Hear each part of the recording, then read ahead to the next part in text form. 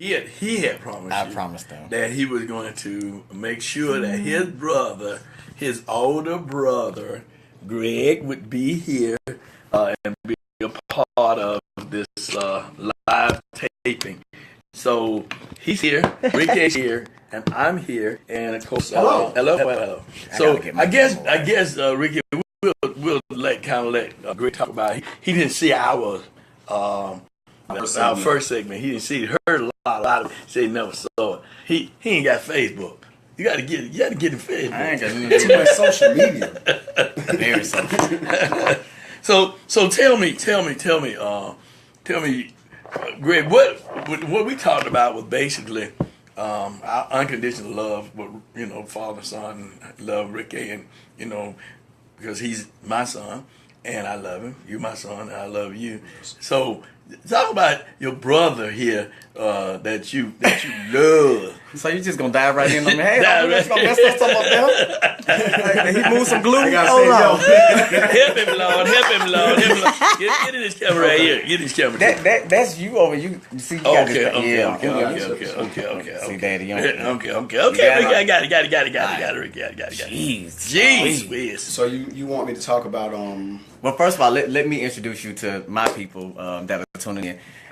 Since my dad was already on live and I got here super early for next week, Really, those of you who are just tuning in, we're doing part 2 of our installments of Unconditional Love, and this week I have invited my older brother, much older, way older. He ain't that much older. Way older brother. 10 months? You got me by a year and 3 months. No, I don't. And I am now a Libra. I'm no longer a Scorpio. So go ahead. So when did you get to be a Libra? How did that happen? You a Libra now too. When did that happen? You better look at the astrology. Well, NASA just put out a new. Well, I don't go along with NASA that just found so it's just like smart, everything, smartphones and smart this and everything smart. It's dumb. It's dumb. It's dumb. I've been what I was, a Scorpion, all these years. You ain't gonna make me change.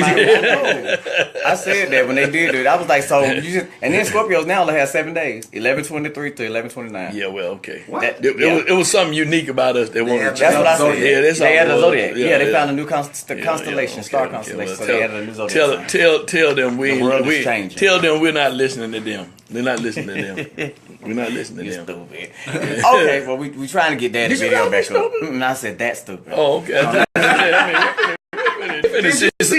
Look at this. Something on that. Okay. I said no, that's stupid. Okay. They stupid. The people at Nassau. Okay, all right. Yo, here you go. Then what? See? Yeah. I don't know what's going on. Y'all messing up. Well, don't worry about it. We'll just go on yours. I was gonna go on mine. I want to go on your big fancy device. I know you do. But as I was saying before we started joking around again, this is my older brother, Greg Jr., affectionately known as Peanut, but we're gonna call him Greg Jr. today. And I don't know what my dad want you to talk about. What does dad want you to talk about? What I want him to talk about. We talk about unconditional love. Even though the lifestyle that you chose and you know your alternate lifestyle.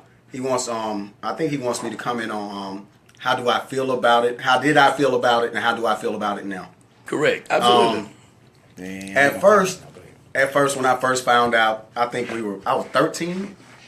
Yeah, I was a teenager. You were 13. I was 11 when I first said something, so you had to be 12. No, when you told me. I was 11. I was in 6th grade. I was in high school. I just started high school in 85. We were in middle school at that time, I'm telling you. Okay. You in middle school, I didn't go to middle school. Anyway. And that may be true. Well, yeah. But no, when I first told you and Bookie, I was 11. Yeah. Oh, so you told Bookie him? Yeah, my brother and sister knew. You told Bookie and Ricky and Peanut Greg before you told me? I did. How you figure that? How you tell them well, first? Let him finish telling his story first. All right, the thing was, I did get upset. And I cursed to the high heavens. Yes, I did. I was violent. I wanted to do something to him because I was mad and hurt because, they're my brother. But I ain't talked to Daddy. Daddy talked to me. and told me if I put one hand on him, that it'd be over with for me. So I think I like my life. So I just left him alone and I rolled with the punches. But eventually, I grew to, understand and accept things because by him having this alternative lifestyle, it made me wiser to a lot of other things.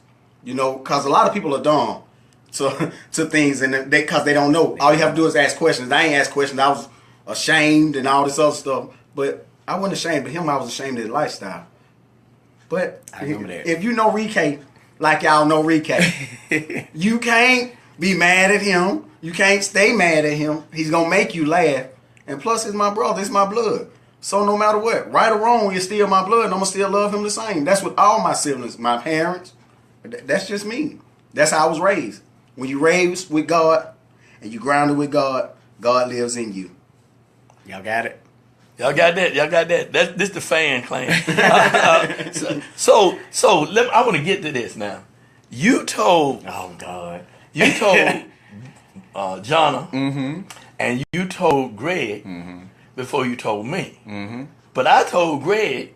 Yeah, I know, because he told me that you told him. That's it. So you didn't have to tell me because I already knew. Yeah. So anyway, but that's another long story. The reason why your siblings always know is because your siblings are the ones that you tell that you just stole some money out your mama's purse, that you going in the kitchen to steal some. They the ones keep all your secrets. So you lay that on them. And for me, it was, we were all so close. It was like I gotta lay it on somebody because if I'm going to school and having to live in a lie, I wasn't gonna live in a lie at home.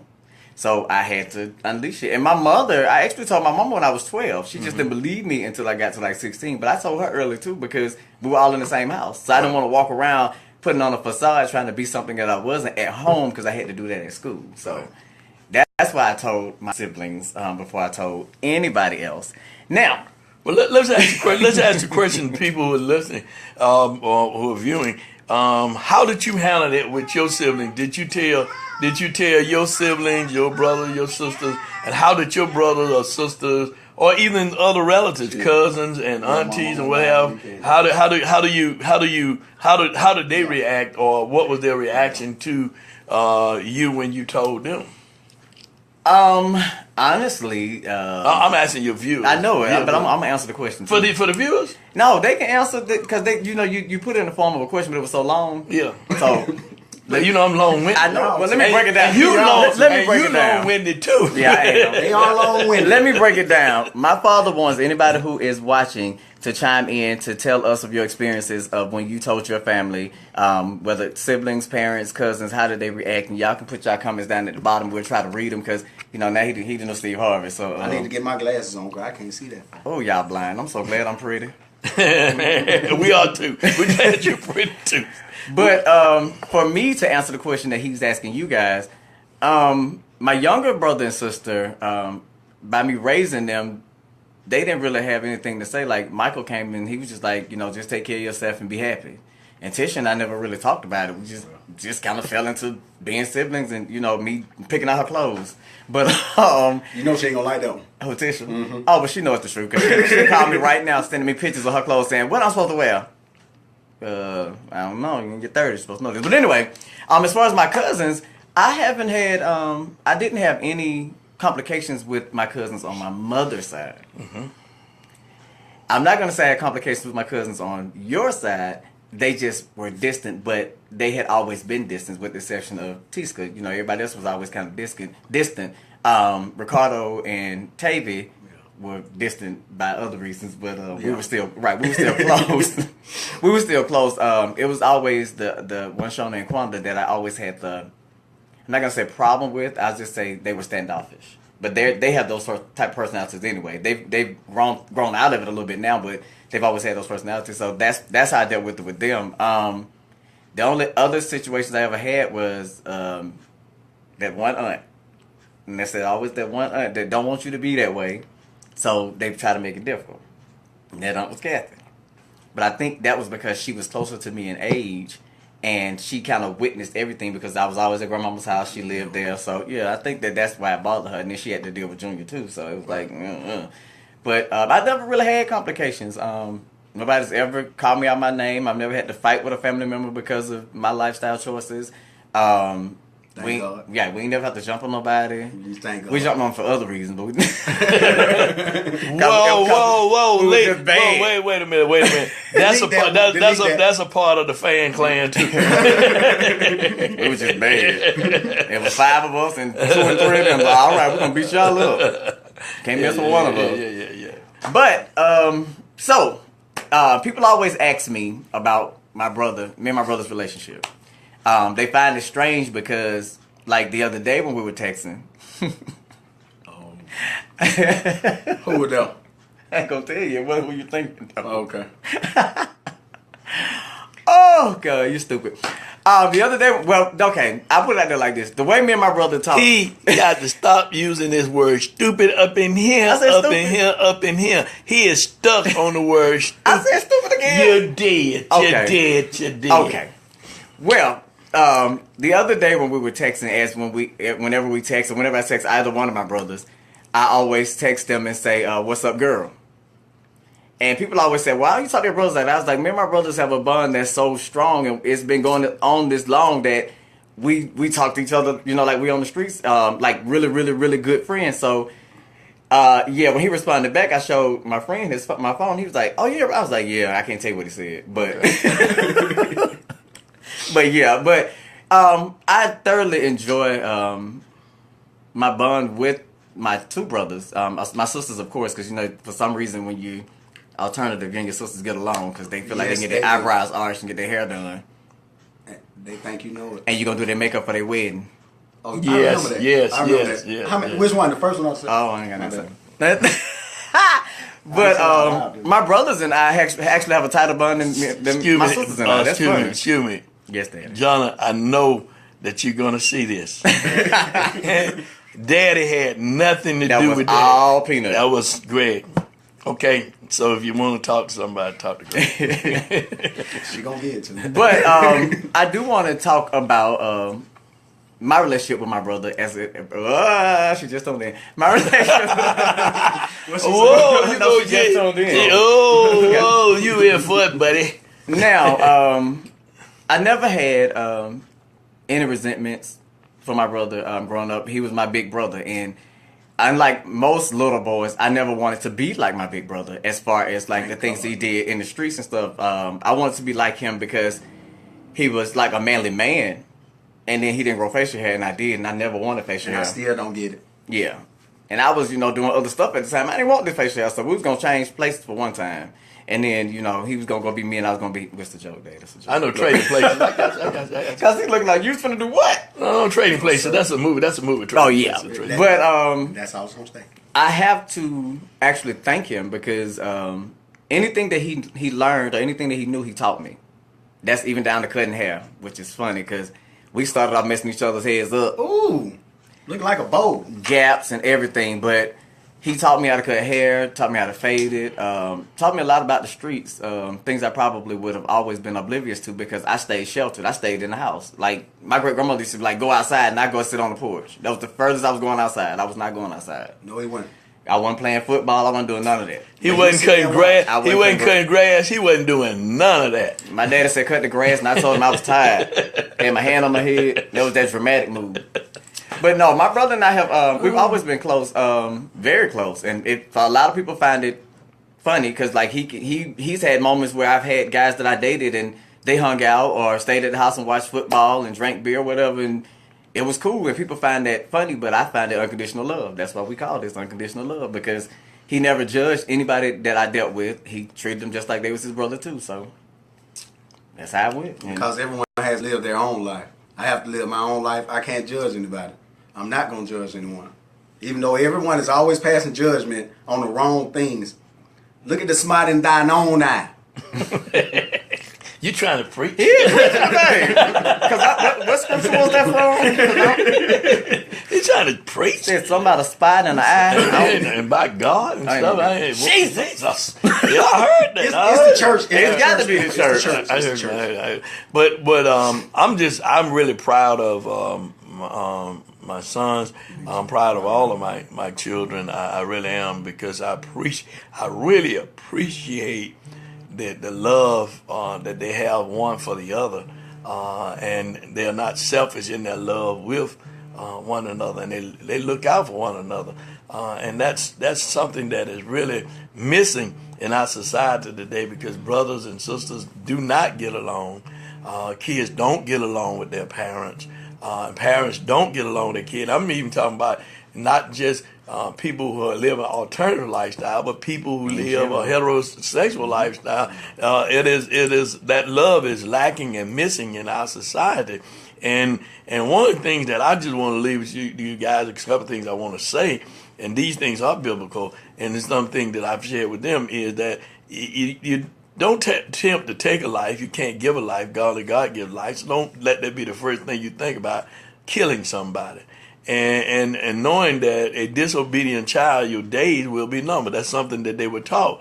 That's why right now, at the age that they are, they're in their 40s and almost 50s, and but they understand that there's a respect factor, and I said this the last time, that they have for me as their father, that they know they can't cross that line. And that line of demarcation, they know how far to go. And they're adults with children and what have you, but they understood, because those things I imparted into them when they were younger, to understand those basic principles about life. And this one is an identical one like me in many regards with Tario, because the things that he didn't like that I was doing to him is the same thing that he's doing with Tario. So he's instilling those things, those values and things in Tario that I instilled in him. And this one we still praying for, but on some of those things. But the reality of it is that those are the things that I instilled in them, and I'm just proud of them, and I'm glad to see them exemplified. And I just wish that more people would hear what Rick is saying and what Greg is saying, and get if you're not in church, get in the church. Get in the church. And get in the church where you can know more about the Word of God, because we got too many people killing out here. We're talking about Black Lives Matter, but the Black Lives Matter to Black people. Dude, I mean, we got family members killing family members. I mean, actually killing their blood, biological brother, sister, mother, and father. They killing them. I mean, because why? Because they don't have what we believe in this family is unconditional love. Because you can't change your cousin, you can't change your brother, you can't change your sister. All you got to do is just love them. That's it. Because that's who they are. God gave them to you. God gave that family to you, and we are a family, and we're going to love each other unconditionally. We don't always agree. They don't always agree with me. When they get mad with me, I don't hear from them for a few days, or weeks, or months. Now we just call each other things. But then, because they know that I'm going to tell them like it is. I'm not going to sugarcoat it. But they know that come back around. And then they do the same thing with each other. They don't want to hear it. Then they don't hear from each other for a while. But they still, if one needs the other one, they're going to be there. Even for you, Bookie.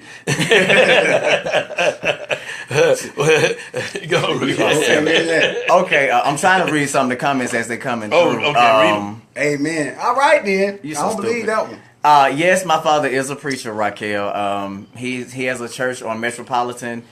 I can never remember this address. 1362. 1362 Metropolitan. Because somebody else asked for the address for that as well. But I'll put it down in the comments like I did last time, so that if you want to come and have a one-on-one with him, like I said, he'll do one-on-one Bible study with you. He will go into meditation with you, whatever you need. And I offer this to my LGBTQ community, because a lot of you are afraid to talk to your ministers, but you actually can talk to this one. Now, he got a lot that he's going to say, but it's going to be some good stuff.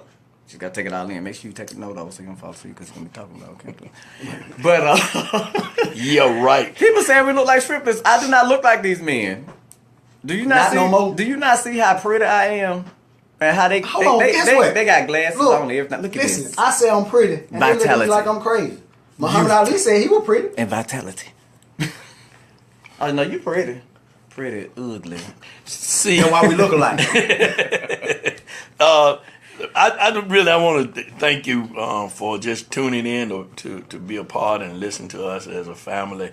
They got these real shows, real reality shows. And of course, this is not a reality show. This is just real. This is just how we do things. Our reality. And as a family.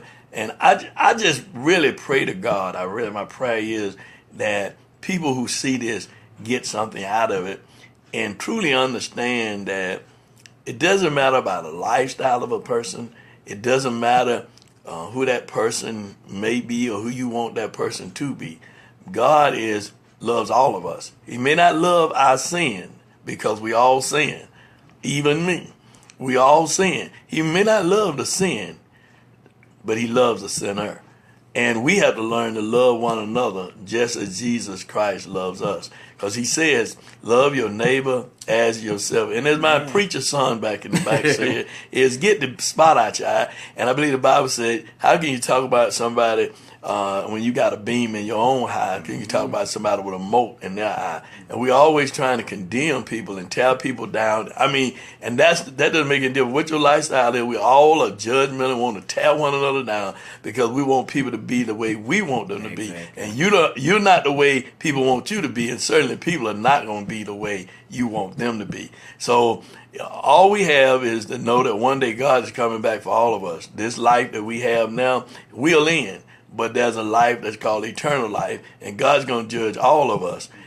But right now, while we're here now, he teaches us, and the greatest commandment is to love you one another as I have loved you. And that's what it's all about. It's all about learning how to love, appreciate. Don't wait till a person die and go to their casket screaming and hollering. That is not going to bring them back. And trying to get in the grave, in this casket with them, in the grave with them. That's not going to bring them back. Show love now. Look beyond their faults and look me as they look beyond your faults, and as God look beyond all of our faults, and know that God loves all of us because he made all of us in his image and in his likeness. And I want to thank you, Rick and Greg, for just coming and for us doing this as father and sons and continue to talk about this unconditional love, because what the world needs now is love, sweet love.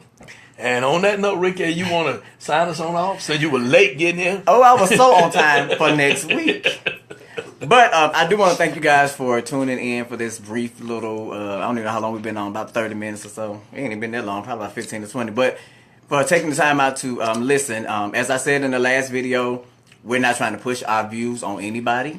All we're doing is sharing what we have and hope that it reaches and touches somebody, because I can't make you do or think what I think. I can only tell you how I feel and where our bond is, and hope that helps you. And I know that a lot of people on the last video said that they wish they had it, that they don't talk to their parents and things like that, and that's unfortunate. Can I speak on that part? Yeah, I can. Give me 1 second. Okay, go ahead. Reach out to them, and at least you put forth the initiative. And if they don't say anything or they don't follow through, you've done your part with God, and that's all you got to worry about. And it's a hurtful thing, but the reality is, if they don't want to be a part of your life, you just pray for them and pray that they'll come back into your life and do the things that they need to do, and y'all can amend that before something happens and you can't rectify the situation. So I'm gonna let this one talk.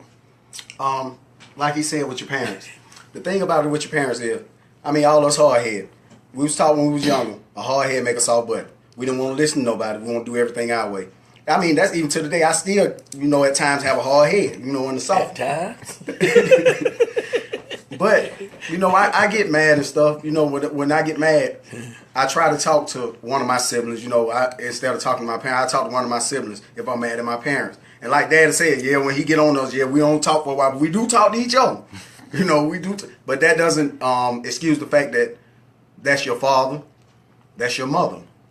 Whatever their lifestyle is or however they may view things, or you know what I'm saying, that doesn't have anything to do with you. All you're supposed to do is love your father and love your mother.